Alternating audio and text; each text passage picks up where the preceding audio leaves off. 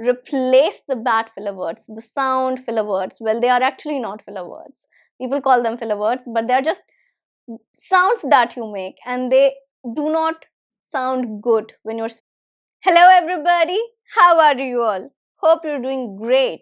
So welcome back to another session of learning English with me.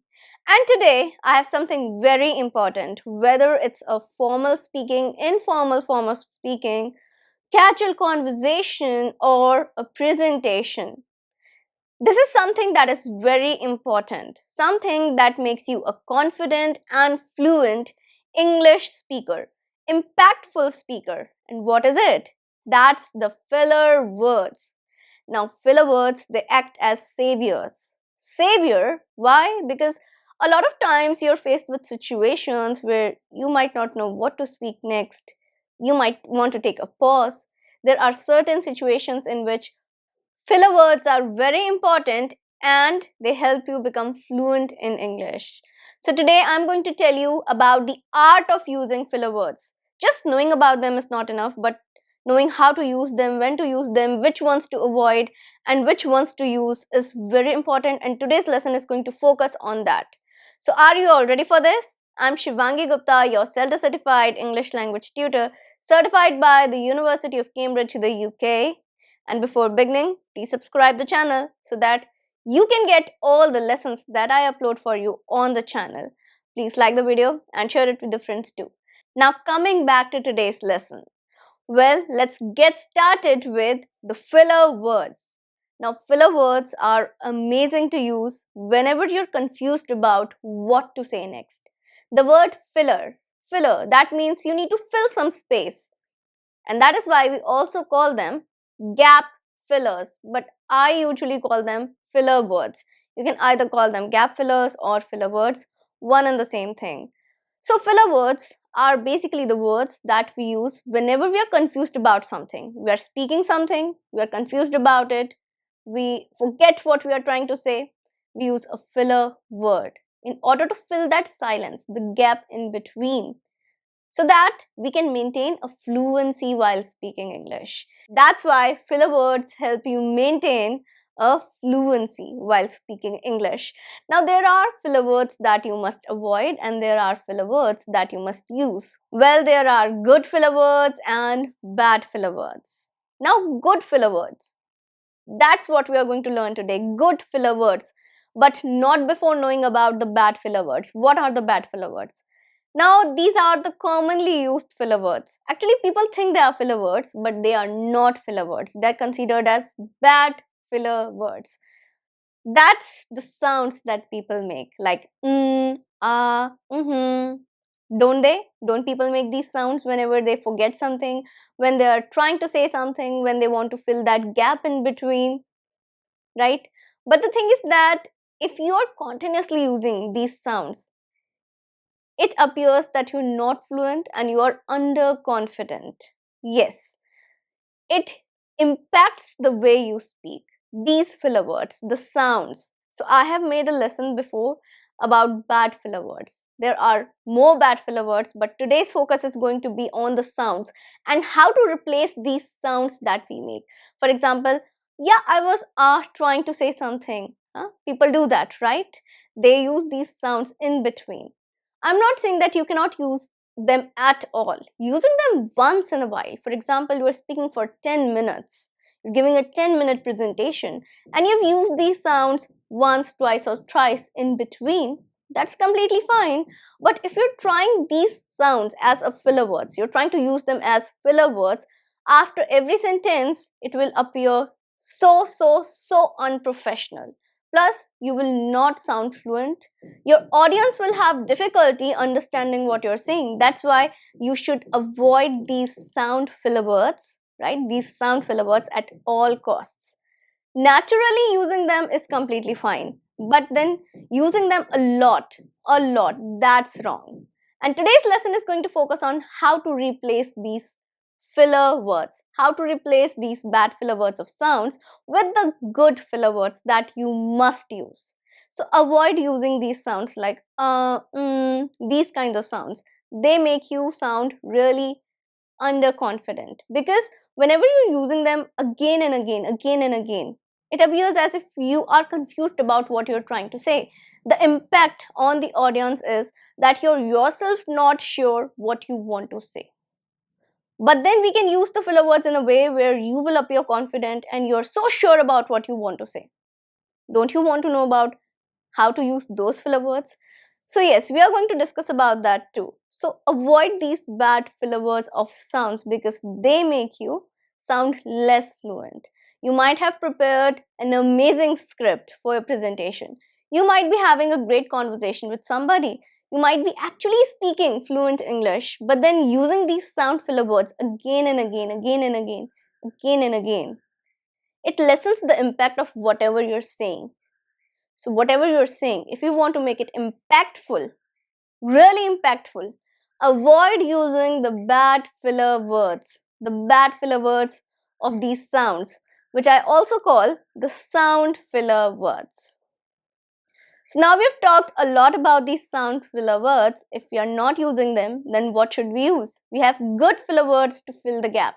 Now let's focus on the good filler words. Let's discuss about the 8 good filler words that I have for you today in this lesson that you can use instead, and you can sound absolutely fluent and confident while speaking. So let's begin with all the filler words, the 8 gap filler words that you can use. And I'm also going to tell you how to use them, the proper usage. You cannot use them randomly. You cannot throw around the words randomly. For example, the word actually is used a lot by people without knowing the proper usage of the word actually. So it has a function. Today we are going to learn about these 8 filler words with their proper function. So let's begin. And the word number 1 is the most common and informal word that we use. You know. You know. Well, this is a word that is used a lot. You know. You know is something that is used whenever you want to relate to the audience. You want to relate to the audience, use it. You want to check that the audience is on the same page as you. You say you know. And when you say you know, the audience will feel an instant connection to you. That's why sometimes while speaking, we throw around the word you know. For example, it feels so exhausting, you know, so that they can relate to you. Oh, yeah, it feels exhausting. Yeah, they are able to think about that. You know, I was having a great time that day. You know. So, you know is a simple filler word that you throw around to fill the silence sometimes, to relate to the audience, or to check, yeah, the audience and you both are on the same page, and to make your feel audience comfortable sometimes. You know, use this word next time. Word number two, actually. Okay, so this is the word that I was talking about, actually. I've heard people throwing around this word randomly. Actually this, actually that, actually. But actually has a function. The word actually is used whenever you want to clarify something. You want to state actual fact. So if you're thinking that whatever you've said might be a little bit wrong, you can use the word actually to clarify the point. If you think that you are in a discussion maybe and you want to clarify some point that is said by other person, your audience, then you can use the word actually. So actually is used to clarify things, to state facts and clarify things. For example, actually the profit is not 9%, it's 10%. Actually, right? Another example could be, actually I was not able to attend the event, so I really don't know about it. The fact, you are stating the fact, or you're clarifying a point through actually. So you can use actually next time if you want to clarify something. Number 3, basically. Basically. Now, basically is again a word that is used a lot and misused a lot too. Again, a filler word that is thrown around randomly. But if you use it in the correct way whenever you're speaking, your speech can be impactful. So, basically is used to summarize something or to simplify something. For example, you can say, basically, I was trying to say that we should devise a new plan. Basically. Basically, whatever you're saying is not applicable. So you're trying to simplify the whole thing, maybe whatever you've said, maybe the discussion. It's to simplify or to summarize, basically. Number 4. Word number 4 is anyway. Anyway. So it's a casual word. You can use it during a casual conversation, maybe a meeting. You can use it when you're giving a presentation, yes. So anyway is something you use when you forget what you were saying and you want to change the topic now. So you want to change the topic, or maybe you want to come back to the previous topic. You were saying something and then you started saying something else related to it. A lot of times that happens in conversation, doesn't that? That you were saying something and suddenly it changed, the topic changed and it went off the grid. Now, if you want to come back to the topic, say anyway. So what you can say is, anyway, let's move on to the next point. Anyway, let's discuss about the agenda now. So anyway is to let go whatever you were saying and start the next thought or start the next topic. Use anyway next time. Number 5, word number 5. Like I said, like I said. So, like I said, is basically a small phrase, a filler word, not a word, basically a phrase, like I said. So, like I said is a filler phrase, you can say, that is used to emphasize whatever you have said previously. You've said something, you want to emphasize, say, like I said. You might be in a discussion, you might have said something, and another person is now maybe supporting it, maybe saying something related to it. You can emphasize it by saying, like I said. How are you going to use it? Let's see the example. Like I said, we should actually revise the plan once again. Like I said, let's plan a weekend getaway. Like I said, you want to emphasize something that you've just said, use like I said. Number 6. Word number 6 is well.